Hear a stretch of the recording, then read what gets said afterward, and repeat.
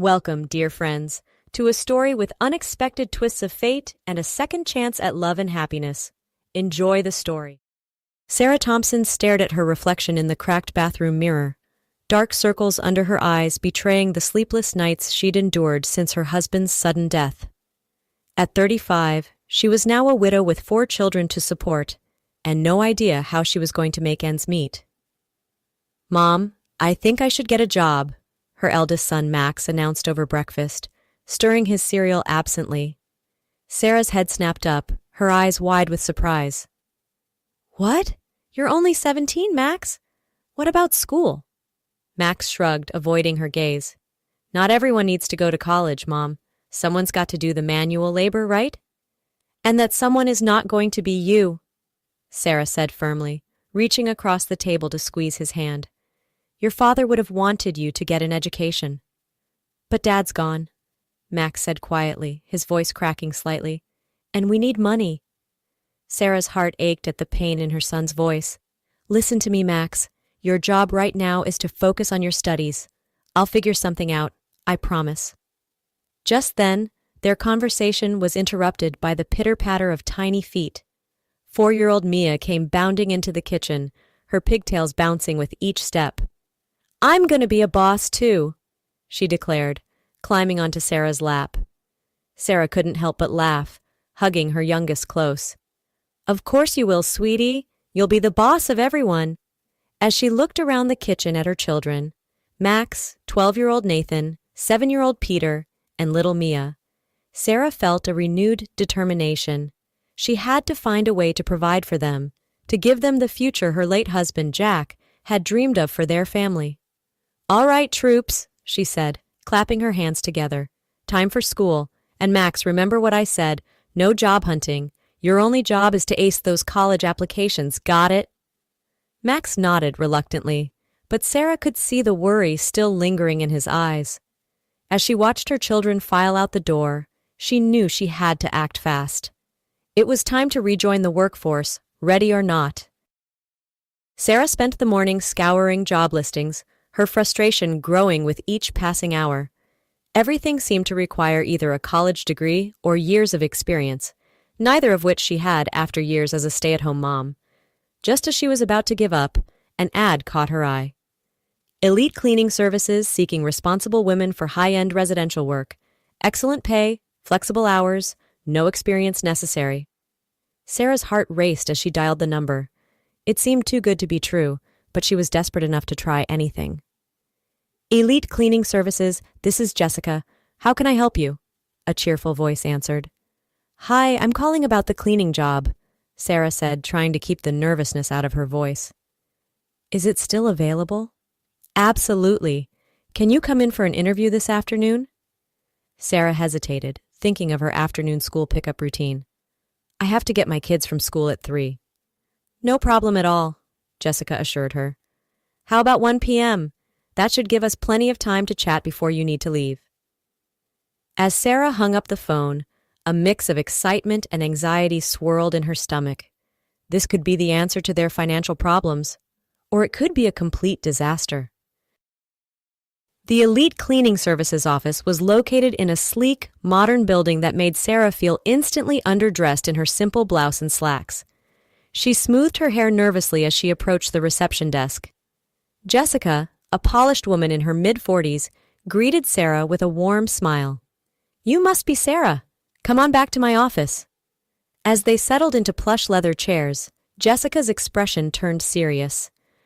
"Now, Sarah, I want to be upfront with you. This isn't your average cleaning job. Our clients are some of the wealthiest and most influential people in the city. Discretion is absolutely paramount." Sarah nodded, trying to look confident. "I understand. I can be very discreet." Jessica leaned forward, her voice lowering. "We'll need to run a thorough background check. Is there anything we might find that you want to disclose now?" Sarah's mind raced. She had never even had a parking ticket, but the intensity of Jessica's gaze made her feel like she must be hiding something. "No, nothing at all. My husband was in law enforcement, actually. He passed away recently." Jessica's expression softened. "I'm so sorry for your loss. May I ask why you're looking for work now?" Sarah took a deep breath, fighting back tears. 4 kids to support on my own. I have to do something. Jessica nodded sympathetically. I understand. Well, let me tell you about the pay. She scribbled a number on a piece of paper and slid it across the desk.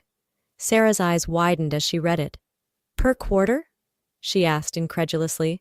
Jessica shook her head. Per month. Sarah's jaw dropped. It was more than Jack had made as a police officer. That's incredible, she stammered. It comes with high expectations, Jessica warned. 1 complaint from a client, and you'll be fined half that amount. But if you're as thorough and discreet as I think you are, you shouldn't have any problems. As Sarah left the office with promises of a call the next day, her mind was reeling. This job could change everything for her family, if she could handle it. Sarah's phone rang at 7 a.m. sharp the next morning. It was Jessica, informing her that she'd passed the background check and could start immediately. Your first client is Mr. Gregory Sinclair, Jessica explained. He's a very private person, so remember, discretion is key. The address will be sent to your phone. Good luck. An hour later, Sarah stood outside a massive Georgian-style mansion, her cleaning supplies in hand. She took a deep breath and rang the doorbell. The door creaked open to reveal a petite, elderly woman with silver hair.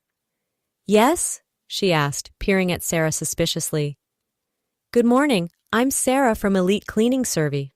Sarah's introduction was cut short as the woman's eyes widened in shock. She stumbled backward, clutching her chest. Oh my God! Sarah exclaimed, dropping her supplies and rushing to catch the woman before she fell. Are you all right? Should I call an ambulance? The woman shook her head weakly, allowing Sarah to guide her to a nearby armchair. No, I'm fine. It's just, you look exactly like her. Sarah frowned in confusion. Like who? The woman pointed a trembling finger at a framed photograph on a nearby table. Sarah's breath caught in her throat as she saw the image. It was like looking in a mirror. The woman in the photo could have been her twin, right down to the dimple in her left cheek. Who? Who is that? Sarah asked, her voice barely above a whisper. That's Allison, my son Gregory's wife, the woman explained, her voice thick with emotion. She passed away last week. We just had the funeral. Sarah's mind was reeling. I'm so sorry for your loss, Mrs. Sinclair. I had no idea. This must be terribly upsetting for you. I should go. No! Mrs. Sinclair grabbed Sarah's hand. Please, don't leave. I need to understand. How is this possible? Just then, the front door opened and a deep voice called out, Mom, are you all right? I saw the cleaning service car outside and... The voice cut off abruptly as a tall, distinguished-looking man in his early 40s entered the room. His eyes locked on Sarah, and all the color drained from his face. Allie? He whispered, taking a stumbling step forward. Sarah held up her hands, her heart pounding. No, I'm not Allison. My name is Sarah Thompson. I'm from the cleaning service. I'm so sorry. I had no idea. I should leave. Gregory Sinclair shook his head as if trying to clear it. No, please, don't go. This is extraordinary. Mom, are you seeing this? Mrs. Sinclair nodded, her eyes never leaving Sarah's face. It's uncanny, Gregory. They could be twins. Sarah shifted uncomfortably. I really should be going. I'm clearly causing you both distress, and that's the last thing I want to do. Gregory stepped forward, his expression a mix of grief and fascination. Please, Sarah, would you mind staying for a cup of coffee? I think we all have some questions that need answering. Against her better judgment, Sarah found herself nodding. As she followed the Sinclairs into their opulent kitchen, she couldn't shake the feeling that her life was about to change in ways she never could have imagined. Over steaming mugs of coffee, Sarah listened in stunned silence as Gregory and his mother Eleanor recounted the tragic story of Allison's death. She had suffered a severe allergic reaction to a bee sting at a charity event, passing away before paramedics could arrive. It was so sudden, Gregory said, his voice thick with emotion. 1 minute she was laughing, the next, she was gone. Sarah's heart ached for them. I'm so sorry. I can't imagine how difficult this must be for you both. Eleanor reached out and patted Sarah's hand. You're very kind, dear. But tell us about yourself. Where are you from? Do you have any family in the area? Sarah hesitated, unsure of how much to share. I grew up in the foster system, actually. Never knew my birth parents. I have 4 children of my own now, though. My husband passed away recently, which is why I'm looking for work. Gregory's eyebrows shot up. 4 children? Wow, you must have your hands full. Sarah smiled wryly. You have no idea. As they continued to talk, Sarah couldn't shake the nagging feeling that there was more to this strange coincidence than met the eye. I hope you don't mind me asking, but did Allison ever mention having a sister or being adopted, perhaps? Gregory and Eleanor exchanged a puzzled look. No, never, Gregory said. Allison was an only child. Her parents are both professors at the university. They're devastated, of course. Sarah's mind was racing. Would it be possible for me to speak with them? Allison's parents, I mean? I know it's a long shot, but maybe they have some information that could explain this. She gestured to her face, so eerily similar to the woman in the photograph. Gregory hesitated. I'm not sure that's a good idea. They're still grieving, and seeing you might be too much of a shock.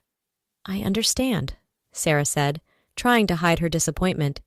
It's just, I've always wondered about my birth family, and now, with this uncanny resemblance, I can't help but think there might be a connection. Eleanor leaned forward, her eyes sparkling with interest. Oh, Gregory, we have to help her. Imagine if there's some family secret we don't know about. Wouldn't you want to know the truth? Gregory sighed, running a hand through his hair. All right. I'll give them a call. But Sarah, please don't get your hopes up. This could all be just a very strange coincidence. 2 days later, Sarah found herself standing on the doorstep of Dr. Frank and Dr. Elizabeth Porter, Allison's parents. Her palms were sweaty as she rang the doorbell, Gregory standing supportively by her side. The door swung open, revealing a distinguished-looking man in his late 60s. Gregory, what's the meaning of— His words died on his lips as he caught sight of Sarah. Frank, who is it? A woman's voice called from inside the house. She appeared behind her husband, her eyes widening in shock as she saw Sarah. Oh my God, she whispered, her hand flying to her mouth. Doctor and Dr. Porter, this is Sarah Thompson, Gregory said gently. We thought you should meet her. Frank Porter's face had gone ashen. It's not possible, he muttered. Elizabeth, tell me I'm not seeing things. Elizabeth Porter reached out a trembling hand toward Sarah's face, stopping just short of touching her. You look just like our Allie, she said, her voice barely above a whisper. Sarah took a deep breath. I'm so sorry to intrude on your grief, she said, but I grew up in foster care, never knowing my birth parents. When I met the Sinclairs and saw Allison's photo, I had to know if there was a connection. Frank and Elizabeth exchanged a long, meaningful look. Finally, Elizabeth nodded, tears welling in her eyes. You'd better come in, Frank said gruffly. We have a lot to talk about. Over the next hour, Sarah listened in stunned silence as the Porters revealed a secret they'd kept for over 35 years. We were young, struggling graduate students, Elizabeth explained, her voice choked with emotion. When I found out I was pregnant with twins, I panicked. We could barely afford 1 baby, let alone 2. Frank picked up the story. We made a terrible decision. We kept Allison and gave you up for adoption. We told ourselves it was for the best, that you'd have a better life with a family who could afford to raise you properly. Sarah felt as if the room was spinning. You're my parents? And Allison was my twin sister? Elizabeth nodded, tears streaming down her face. Can you ever forgive us? Sarah's mind was reeling. All her life she'd wondered about her birth parents, imagined countless scenarios, but nothing could have prepared her for this. I don't know what to say, she stammered. I need some time to process this. Gregory, who had been silent throughout the revelation, finally spoke up. Sarah, I know this is a lot to take in, but I want you to know, I'd like to get to know you. You're Allison's sister, which makes you family. And your children? They're Allison's nieces and nephews. Sarah looked at him, seeing the pain and hope mingled in his eyes. She thought of her own children, how excited they would be to suddenly have grandparents and an uncle. I think, she said slowly, that we all have a lot of catching up to do. In the weeks that followed, Sarah's life underwent a whirlwind of changes. Frank and Elizabeth Porter threw themselves into the role of grandparents with gusto, showering Max, Nathan, Peter, and Mia with attention and affection. Gregory became a constant presence in their lives, helping Sarah navigate the challenges of single parenthood and offering a shoulder to lean on when the weight of recent events became too much to bear. One evening, as they sat on Sarah's porch watching the kids play in the yard, Gregory turned to her with a serious expression. "Sarah, I know this might seem strange, given everything that's happened, but I can't help feeling like this was all meant to be. Finding you, I mean." Sarah felt her heart skip a beat. "What are you saying, Gregory?" He took her hand in his touch sending a jolt of electricity through her. "I'm saying that I'd like to see where this goes. Us, I mean, if you're open to it." Sarah hesitated, thinking of Allison, of the bizarre circumstances that had brought them together. "I don't know, Gregory. Isn't it too soon? And what about the kids?" Gregory smiled. "The kids adore you, Sarah. And as for it being too soon, life's too short to waste time. Allison taught me that. I think she'd want us both to be happy." As Sarah looked into Gregory's eyes, she felt a warmth spreading through her chest. It wasn't the all-consuming passion she'd had with Jack, but something different. A gentle, steady flame of possibility. "Okay," she said softly. "Let's see where this goes." 1 year later. Sarah stood in front of the mirror, adjusting her wedding veil. She could hardly believe that a year ago, she'd been a struggling widow, uncertain of how she'd provide for her children. Now she was marrying Gregory Sinclair, with their blended family of 6 kids cheering them on. A knock at the door interrupted her reverie. "Come in," she called. Elizabeth Porter entered, her eyes misty as she took in the sight of her daughter in her wedding gown. "Oh, Sarah," she breathed, "you look absolutely beautiful." Sarah smiled, feeling a mix of emotions wash over her. "Thank you, Mom," she said, the words still feeling strange on her tongue. Elizabeth stepped forward, taking Sarah's hands in hers. "I know this past year hasn't been easy," she said softly, "and I know Frank and I can never make up for the years we lost, but I want you to know how grateful we are to have you in our lives now." Sarah felt tears prickling at the corners of her eyes. "I'm grateful too," she admitted. "I never thought I'd have parents, let alone grandparents for my children. It's more than I ever dreamed of." There was a moment of comfortable silence between them, both women reflecting on the unexpected twists and turns that had brought them to this point. "You know," Elizabeth said, a hint of mischief in her voice, "I always dreamed of having a big, noisy family. I guess I'm finally getting my wish, just a few decades later than I expected." Sarah laughed, the tension of the moment broken. "Well, with 4 kids of my own and Gregory's too, you're certainly getting the noise part." Just then, there was another knock at the door. This time, it was Max, looking handsome in his suit. "Mom, it's time," he said, his voice deepening with the onset of adulthood. Sarah took a deep breath, smoothing down her dress. "Okay, I'm ready." As they made their way to the garden where the ceremony was to take place, Sarah's mind wandered back to that fateful day when she'd first knocked on the Sinclair's door. Who could have imagined that a simple cleaning job would lead to all of this? The garden was a vision of beauty, with white roses and twinkling lights creating a fairy tale atmosphere. As Sarah began her walk down the aisle, she saw the faces of her new, expanded family.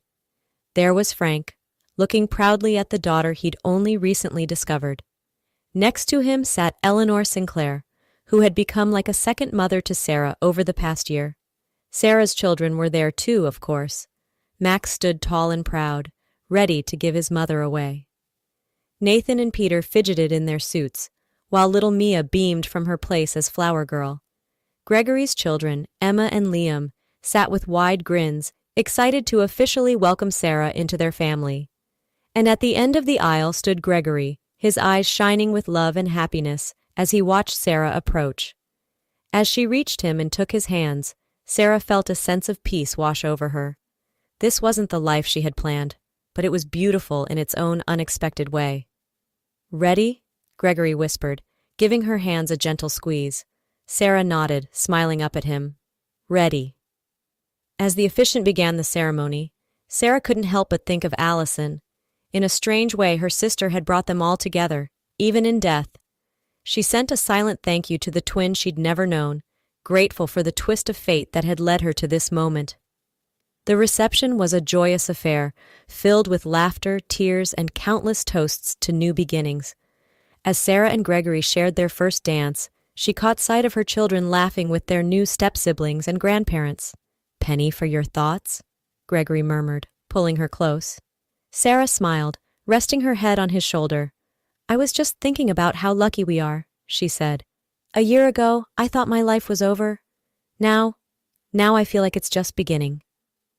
As they drove off into the night, surrounded by the cheers and well-wishes of their loved ones, Sarah felt a sense of excitement for the future. She didn't know what challenges lay ahead, but she knew that with her newly expanded family by her side, she could face anything. The cleaning job that had started it all was long forgotten, replaced by the promise of a new life filled with love, laughter, and the joy of unexpected blessings. Sarah Thompson Sinclair was ready for whatever adventures lay ahead, grateful for the second chance at happiness that fate had granted her.